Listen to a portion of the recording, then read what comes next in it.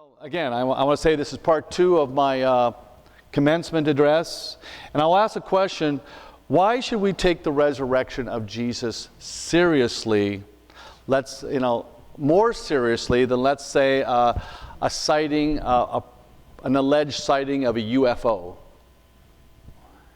I mean, if you talk to the main society, they would be much more excited in a UFO sighting than they'd ever be in, say, some miracle that happened, that alleged miracle of Jesus. So I want to ask a question: what is the basic difference between the Christian church and, say, a cult like Heaven's Gate? You remember Heaven's Gate? Heaven's Gate was like 20 years ago. It was in San Diego, California, where a bunch of people actually got together and committed suicide. They had a mass suicide they ate some applesauce poisoned with something else, and because they said there was a UFO coming, it was hidden behind a comet, and the UFO was coming to take them home, and so it was an apocalyptic event, and they wanted to be ready they wanted to be taken out of the world before the end of the world.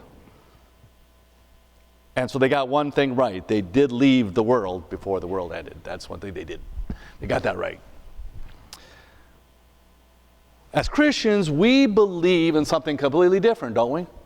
We believe that Jesus Christ rose from the dead. We believe Jesus is alive today. We believe that Jesus is coming back to take his people, and he's going to rule the world, and we build our lives and reality around that, around those truths. That cult that I just spoke about, they evidently believed in something else. They believed that there was a UFO behind the Hale-Bopp comet, and they built their lives and their deaths around that. Someone would say, pick your poison, pick your myth, because a lot of people would put Christianity in the myth column. But there are numerous differences between cults, and there's a lot of cults out there, and I wish there were more college. Well, we got some kids that are going to go to college, hopefully, in the future, that are among us. But they'll be there. The cults will be there. They'll be trying to recruit their people, new people, because when college kids go to college for the first time, they're kind of lost, right? They need a sense of, they need a group. They need to be significant with another group, and so they are fresh prey for the cults. I'm just warning you about that, okay? And so they're looking for the lost soul that needs to find a community to be involved in, and they'll snatch you up if you're not ready for that.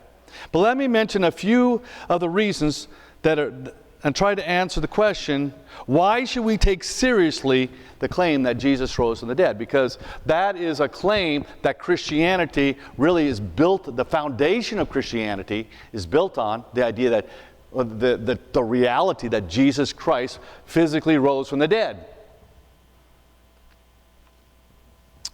But first, a few differences between cults and historic Christianity. One, Christianity is rooted in several thousand years of God's act in history, so that really we can read about those different acts in the Bible.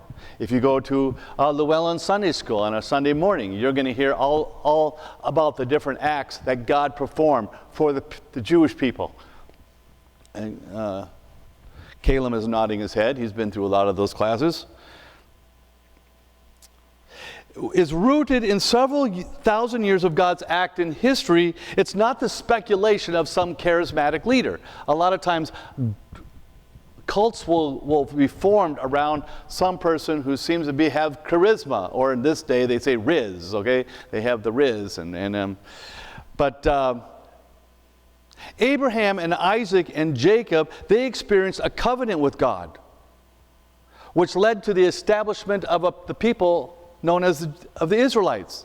These people escaped. These are the acts of God, right? The merciful acts of God, the provision of God for the people of God. The people escaped from Egypt by the mighty deeds of God. The people of Israel received a law. They received land. They received prophets that brought the message of God to the people.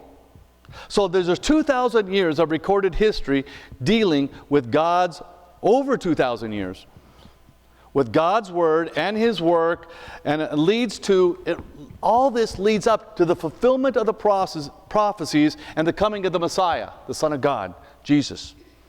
And Jesus came in a particular historical place in the world. He came in a particular time, and it's all recorded. And he even came into what we call the secular humanist society, like Herod and Pontius Pilate and others who were running the Roman Empire. And so this fulfillment is not narrated in the New Testament by one leader who might have been in a trance, okay? Like, if you look at some of the interesting stories about the leaders of the cults. But these are 9 or a few reluctant and very skeptical men who were surrounded by people who were so close to the events recorded that they really couldn't have falsified these wild and crazy claims. Okay? Someone could have looked and said, hey, that's not true. We were there too. So Christianity, you must remember, is rooted in real history. Now, I don't know how much time, if you go to the public school, they're going to talk about Jesus. But he should be part of your history class, world history. Because he was a real man and came into a particular time in history. And is the most influential person that ever lived. And so because of this connection with history, Christianity has produced thousands of years of schools and scholarship that are accessible to secular scrutiny and debate. Christianity is not a private knowledge.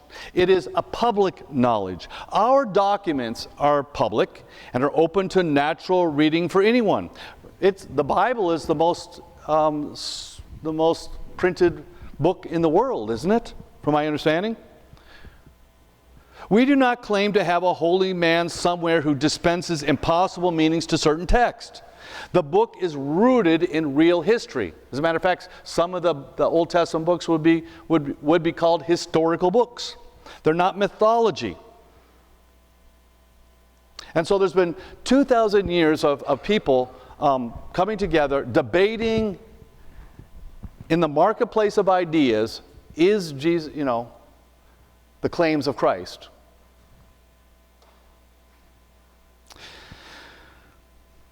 Christianity is the most historical of all religious movements. Christianity has universal validity and relevance across all cultures. It's not just in the Middle East. It's not in the West. You can go to any continent. How many continents are there, by the way? Hey, very good. 7 continents out there. And wherever you go, on every continent, there will be believers in Christ. It has transcended all the ethnic groups in the world. This is point 4. Christianity has endured the test of time. Again, people have predicted that Christianity will somehow vanish from the face of the earth. If you just get the right movement. But time and time again, it has shown that it is relevant, it is powerful, and even when there's these radically modern movements that they think they can banish religion, it's not going to happen. Point 5, at the center of historic Christianity is the absolutely unique person of Jesus Christ. There's no one comparable at the center of any other cult or religion. And I'm not trying to hold up and say, choose the cult or choose Christianity. Really, they're not even on the same level, okay? As a matter of fact, when it comes to cults, they like to piggyback off Christianity to somehow legitimize their own sort of religion. But what they don't tell you up front is that they have a completely different view of who Jesus Christ is. That's the important thing. They'll hide it at first because they're trying to gain your trust and they're trying to bring you in, and they're not going to really tell you. They might say, oh, we believe in Jesus, but they're not going to say on what level or who Jesus is in their view, okay?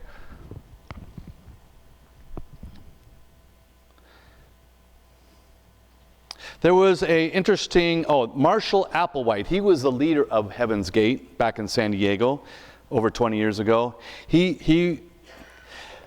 Some would say that the leader of that cult, he's the same as Jesus. They were both deluded, apocalyptic fanatics who were out of touch with reality. That's what they would say. And that's what the human secularists would say today, because, quite frankly, they don't believe in God. So any mention of God, that's going to make them out of touch with reality, right? They'll say things like, well, we've moved beyond that. Science now is what really counts. Science is where you find the real truth. The universe is not created by God. They'll say it's more of a product of time and matter and chance. So anyone who claims to speak about God or for God or lead a people to God, that's impossible. That's got to be a cult of some sort, because, quite frankly, there is no God. That's what they'll say.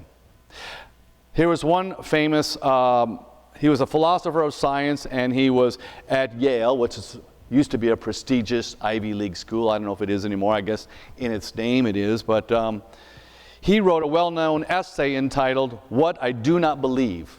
And basically, I won't read it here because I'm kind of short on time, but the idea was, I will not believe in God until if somehow the heavens would open up and God would look down on me and call me by name and say, I do exist. And he says, if that were to happen, I would believe. But here's the thing, that is going to happen. God is going to rend the heavens. And we see that in Matthew 26, verse 64. It says, in the future you will see the Son of Man sitting at the right hand of the Mighty One and coming on the clouds of heaven. There will be a time when the heavens do open up, and God will reveal himself. But here's the problem. If you have not put your faith in him before that time, it is too late.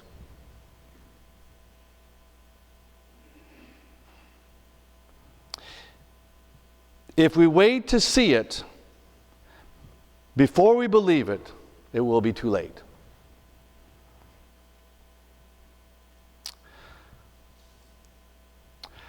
Well, let's go back to the text that was read, John chapter 2.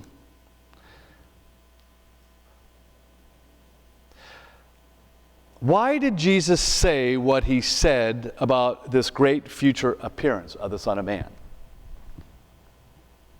He said it because, in verse 63, at Jesus' trial, he said, I charge you under oath by the living God, tell us if you are the Christ, the Son of God. So this is getting close to Christ's crucifixion. To which Jesus responded, yes, it is as you say, but I say to you all, in the future you will see the Son of Man. In other words, Jesus said, I am not only the Messiah, the Son of God, as you understand him to be, but I am more.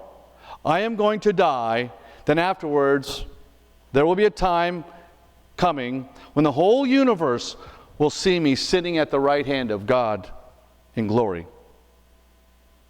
Now the question would be, what prompted the high priest to ask this man Jesus such an outrageous question? Are you the Messiah, the Son of God?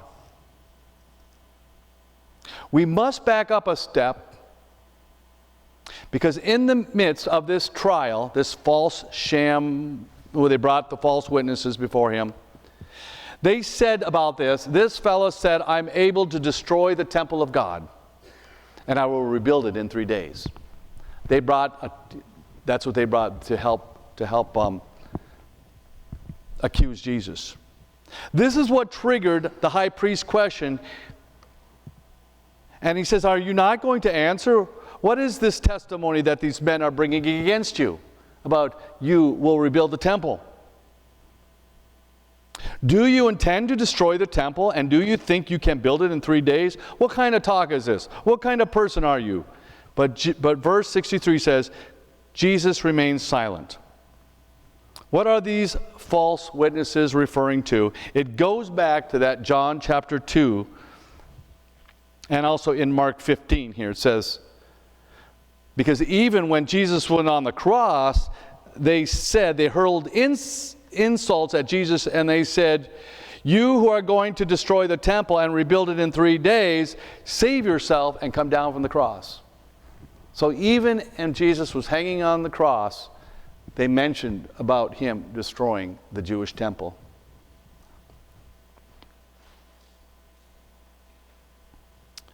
Does any of this tell us why we should believe in this man and Jesus' resurrection before he comes in glory? Should we believe in him before he comes? Or are we going to be like that one, the philosopher and atheist who wrote that essay saying, "This is the reasons I will not believe until I see God in his glory speak my name"? Well, the answer is found in John chapter 2. Jesus comes to Jerusalem. He sees the money changers. He sees the merchants turning the house of God into a market. And he forms a whip and he drives them out and he says, "How dare you turn my Father's house into a market?"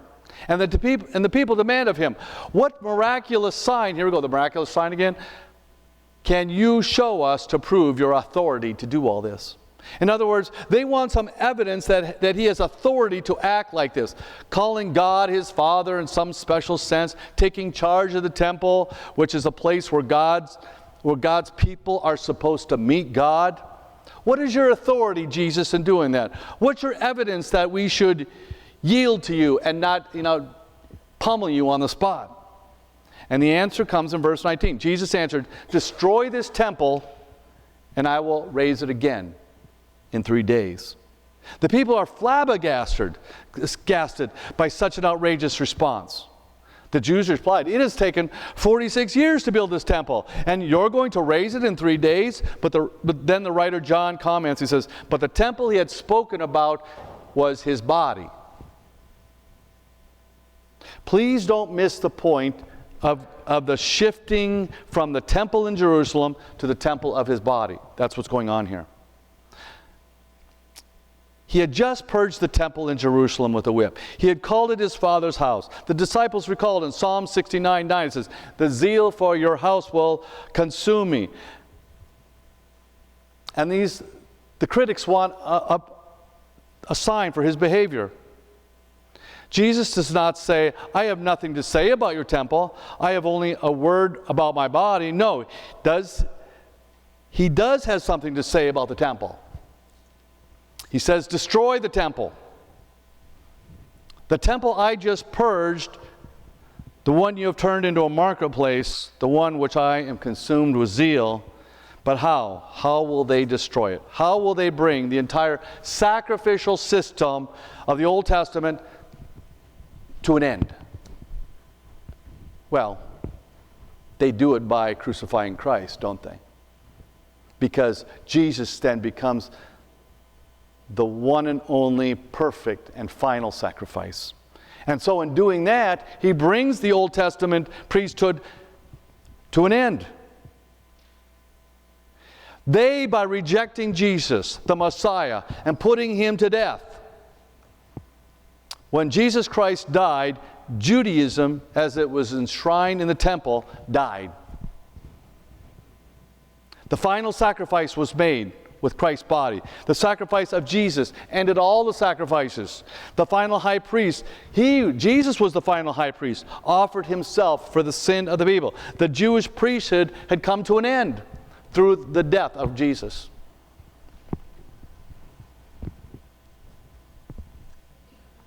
"40 years after Jesus said these famous words, the Romans actually did destroy the temple in Jerusalem.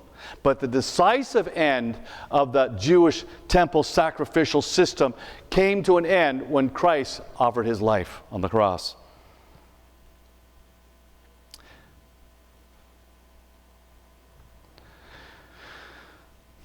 You see, no building, and lately we've been talking about this building here, and the trustees I know have been, how are we going to make sure this church sanctuary will stand for another 150 years, how we can do that, and it would be good for that to happen. But in the end, it's temporary. This building is temporary. From the day of Christ's death, Jesus says, I will be the temple. Now, you will come to me to worship. No building, no place will ever be the focus again of where and how to meet God. I really appreciated when Dave spoke about the stained glass windows in here. We would be, if something were to happen one day or someone picked up a big rock and threw it through one of these stained glass windows, we would be appalled, wouldn't we? And yet in the whole big picture of things, we are worshiping in a temporary edifice. Jesus says, I will be the place where you can meet God. I am the sacrifice needed to cover the sin. You don't have to bring that to the priest anymore. I am that great high priest, the only mediator between God and man. I am the dwelling place of God. From now on, whenever or wherever men and women and little children want to meet God, they may come to me anywhere, anytime. I think about the Samaritan woman, or the woman at the well, I guess it was. She said, where are we going? Where should we go to meet God or worship God? Some say on this mountain, some say in the temple. Jesus says the true worshipers will worship in spirit and in truth. There is no place except for Jesus. The forgiveness they need, they find in me. The intercession they need, they find in me. The God they need, they find in me. I am the new temple, and there will be no other. So to all the atheists out there, to all the agnostics, to all the skeptics out there, we offer this sign. This is evidence, and basically in three parts. One, the temple was destroyed. Jesus was killed, just like he said was going to happen. Second, Jesus did build the temple again in 3 days. And that has to do with his resurrection, isn't it? The Roman guards, or whoever was guarding the tomb, they couldn't produce the body to show that this was a false claim that Jesus resurrected. They couldn't show that. Third, the temple of Jerusalem was actually destroyed in AD 70. This is a historical fact. The old priesthood did die away. Now they're trying to bring that back, right? And they're trying to do that sort of thing. But these things happened. They happened in history. They are not the delusion of some cultic leader. So Jesus Christ is the divine Son of God. He is alive. He's reigning at God's right hand in the heavens. And he will come one day with power and great glory.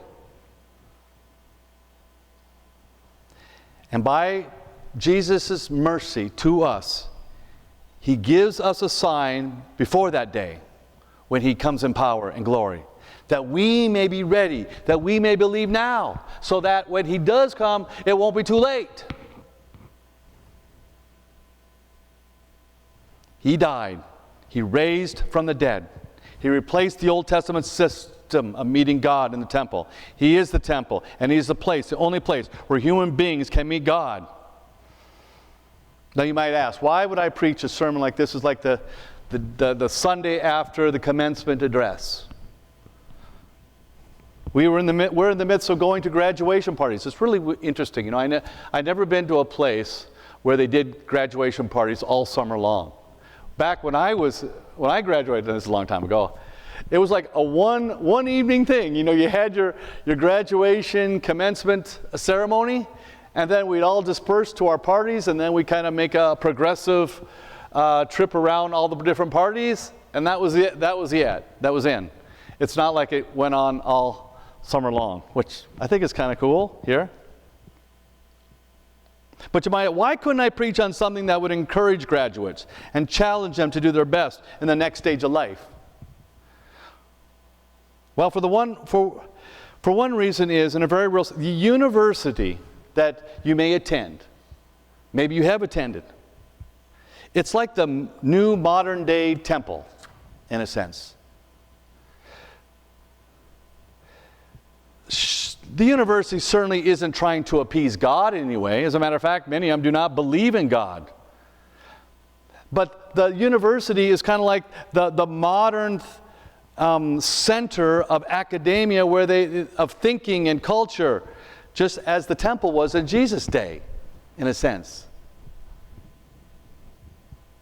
And so the high priest of academia, and we're talking about the professors of all these secular universities, 9 times out of 10, they have nothing to do with the biblical God or a worldview, a Christian worldview. They have everything to do with secular humanism, a worldview that really flies in the face of anything that God in the Bible has about truth. And Jesus says to this new temple, just as he said to the old one, it will be destroyed. Now, I'm not saying don't go to the temple. I'm not saying not go to the university. There is actually some good things that come out of the university. You will learn a lot. You will enroll. I am a product of the secular university. I went there. And it's still operating in many places in the world. And there's certainly no shortages of secular universities. I mean, we get all these different pamphlets in the mail right now. I mean, for my kids who are not even a junior yet, and they're getting things in the mail, advertises about come to this university or that university. So I say, maybe you will go to them. Maybe you will learn from them. Maybe you will get a degree from one or more of those departments. And you will be proud of your accomplishments, as well you should be, if you can make it through there. But remember this, ultimately their system is broken. And it's far from perfect, because like the Jewish temple, a lot of times they made a conscious effort to forsake God. Do they still offer good to society? In some regards they do. People go there and they become nurses, and they become doctors and teachers and engineers, and they can do some wonderful things for society. I don't want to discount that at all. But the scriptures also say that the rain falls on the just and the unjust. It's only by God's mercy and patience that the Jewish temples and the synagogues and the secular universities, that they still continue to operate. It's by God's patience, loving patience. The world still benefits from the public university because there are echoes of a Christian foundation that still may be ever so slight, but it might still be there. But someday the university, they will breathe their last, just as the Jewish temple will. So here's my challenge to all of us, whether you're a budding college student, maybe you went to college 30 years ago,